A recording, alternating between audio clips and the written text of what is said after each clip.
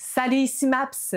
Aujourd'hui, je vous parle du Gala du roman québécois parce que peut-être que vous avez des questions, vous avez vu ça passer, vous vous demandez qu'est-ce que c'est, qu'est-ce que ça mange en hiver, est-ce que vous pouvez faire partie de ça? Oui, comment, pourquoi? Je réponds à toutes les questions que vous pourriez vous poser. Le Gala du roman québécois, il faut retourner en arrière de plusieurs années parce que j'avais en tête un gala. Il y a des galas pour des films, il y a des galas pour les acteurs, il y a des galas pour les humoristes. Puis, ben, je suis un petit peu triste qu'il n'y ait pas l'équivalent pour la littérature. Donc, j'essayais de trouver un moyen pour faire en sorte qu'il y ait un gala, mais bon, j'ai les moyens du bord, donc on faisait ça comme on pouvait. C'était pas tout à fait exactement ce que je voulais. Donc, ça a pris l'année dernière, 2024, pour qu'il y ait vraiment un concept qui me plaise et que je vois vraiment pourquoi je voulais partir ce concept-là de Gala du roman québécois.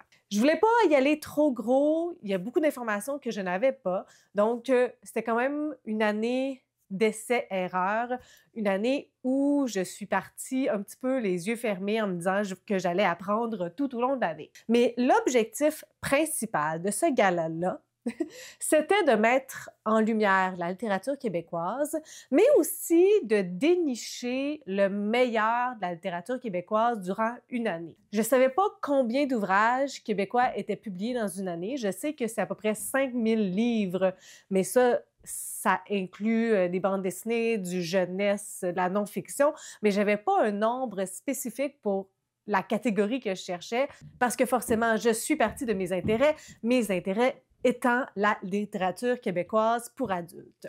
Donc, c'est ça, on est parti avec ça. Au début, on avait des premiers tomes de séries, on avait des tomes qui font partie d'une collection, puis au fur et à mesure de l'année, on a dû bien circonscrire les critères pour le Gala du roman québécois. Donc, tout ça est sur le site web dont je vais vous parler un petit peu plus explicitement prochainement.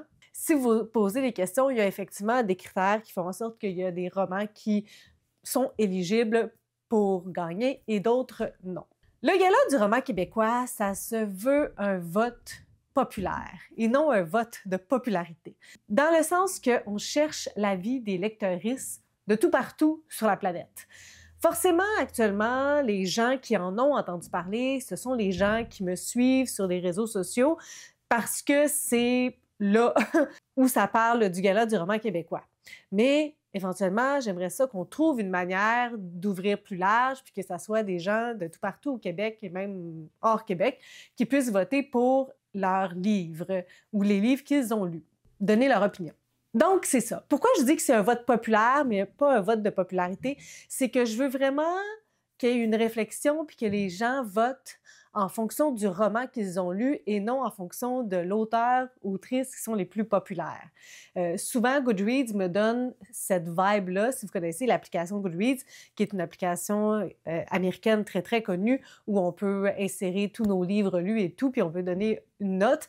Ben, il y a les Goodreads Awards, puis c'est souvent le livre le plus populaire qui est voté, qui gagne, parce que ben, les gens, ils prennent pas la peine de lire les autres, ou ils prennent même pas la peine de lire le livre, mais s'ils voient que c'est un auteuriste populaire, ben, ils vont voter pour lui. L'objectif, c'est de couronner le meilleur de la littérature québécoise à la fin de l'année en cours. Donc, ça se passe de janvier jusqu'à la fin décembre, une année comme on les connaît, une année 2020, 2021, 2025. Donc, c'est toute une année de calendrier qu'on regarde pour les nouveautés. Moi, je fais le travail, de chercher tous les romans qui fonctionnent selon nos critères, de toutes les maisons d'édition qui sont chapeautées par un diffuseur. Puis, pour faciliter la tâche, j'ai créé un site Internet où, lorsqu'on va dans l'édition en cours, par exemple, si vous êtes ici en ce moment, vous êtes en 2025, ben j'ai recensé tous les romans qui sont parus en 2025 qui fonctionnent avec nos critères et donc qui sont éligibles pour gagner le Gala du roman québécois à la fin de l'année en cours. Donc moi, je fais ce travail-là, mais aussi sur Instagram, si c'est une plateforme que vous avez, que vous préférez, vous pouvez aller faire un tour, puis en story, il y a une petite pastille, édition 2025, et je fais la même chose. Comment ça fonctionne? C'est un petit forms de 2 ou 3 questions parce qu'on est quand même en réflexion par rapport au prix. L'année passée, on en avait 3. On avait le prix de la maison d'édition Coup de cœur. Donc, on a regardé toutes les publications en fonction des maisons d'édition, puis on a fait des finalistes. Il y avait aussi le prix de l'originalité, parce que pour moi, ça, c'est vraiment important. L'originalité, c'est très intéressant, mais je sais que c'est une prise de risque de la part des auteuristes et c'est souvent des ouvrages qui polarisent. Donc, je sais que c'est pas grand public, il y a des gens qui vont aimer, il y a des gens qui vont détester. Donc, c'était vraiment quelque chose que je voulais avoir. Par originalité, je veux parler de thématiques peut-être qu'on ne voit pas souvent, d'une écriture qui est vraiment différente, qu'une saveur ou peut-être une manière d'être construite. Tu sais, quelque chose qu'on voit qui est assez unique. C'est pour ça que j'appelle ça originalité. Ça peut être un personnage qui est mis de l'avant, qui est vraiment différent. Donc, ça ouvre la porte quand même à beaucoup de choses, mais ce sont des ouvrages qui ont une certaine unicité, qui ont une couleur différente.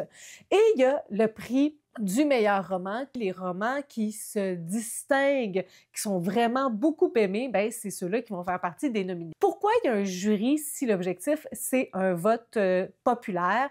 Ben c'est juste pour rapatrier cette information-là, puis aussi pour avoir un vote éclairé à la fin. Donc, le jury, l'objectif, c'est quand même de regarder les romans qui ressortent le plus fort, qui se distinguent, de les lire. Puis là, c'est beaucoup plus facile de les comparer entre eux lorsqu'on les a tous lus. Ce que je ne m'attends pas de la part des gens qui vont voter. Si vous avez lu un livre qui a été publié en 2025, qui rentre dans nos critères, ben c'est parfait. On va être vraiment content d'avoir votre avis. Si vous en avez lu 50 aussi, mais à la fin, ben lorsqu'on va ressortir les titres qui se distinguent, l'objectif, c'est quand même de les comparer entre eux. Donc, si vous ouvrez le Forms, vous avez lu un livre quelconque, vous cliquez sur le lien, ça vous amène à un Forms. Et à ce Forms-là, ça va être une échelle de 0 à 10 qui vous demande est-ce que le roman devrait gagner ou ne pas être nominé, puis vous avez entre les deux un continuum de 0 jusqu'à 10. Donc, il y a la question pour le meilleur roman, il y a la question pour l'originalité et on est en train de faire un essai, donc on vous pose des questions aussi par rapport à la couverture. Parce qu'avec cette nouvelle ère d'intelligence artificielle, bien, on trouve ça important de souligner les illustrateurs, les illustratrices et les maisons d'édition qui demandent à des vraies personnes de faire ce travail-là. Là, pour l'instant, on ne sait pas à quel point ça va être facile ou non. Est-ce que les gens vont souvent à l'international pour demander de faire des illustrations? Ça se peut. L'objectif au départ, c'était de récompenser, de souligner le travail des gens d'ici. Donc, je ne sais pas à quel point ça va être facile ou non. Il y a aussi des couvertures de certaines maisons d'édition qui sont faites par des images libres de droit sur Internet. Il y en a qui utilisent l'intelligence artificielle.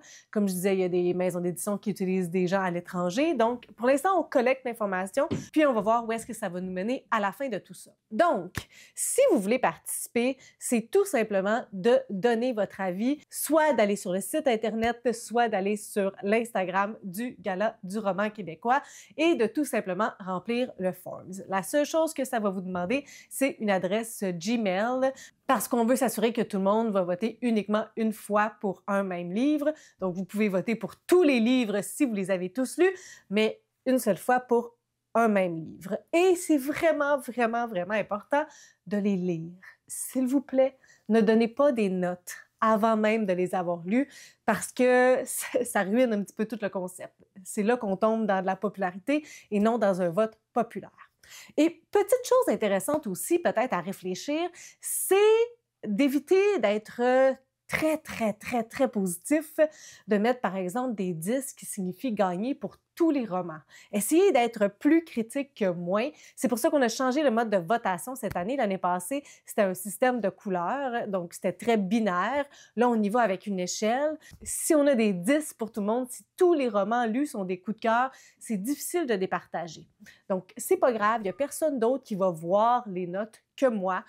Essayez d'être un petit peu plus critique, puis de ne pas mettre trop souvent trop des 10, parce que ben, ça ne nous donne pas la vraie couleur, puis la vraie valeur de votre vote et du roman. Donc, résumé, qu'est-ce que c'est le Gala du roman québécois? Une initiative pour mettre les meilleurs romans québécois de l'avant. Qui peut voter? Tout le monde.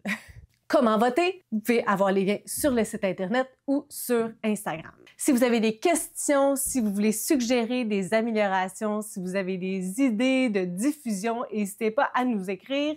Il y a une adresse courriel pour le gala que vous trouverez sur le site web.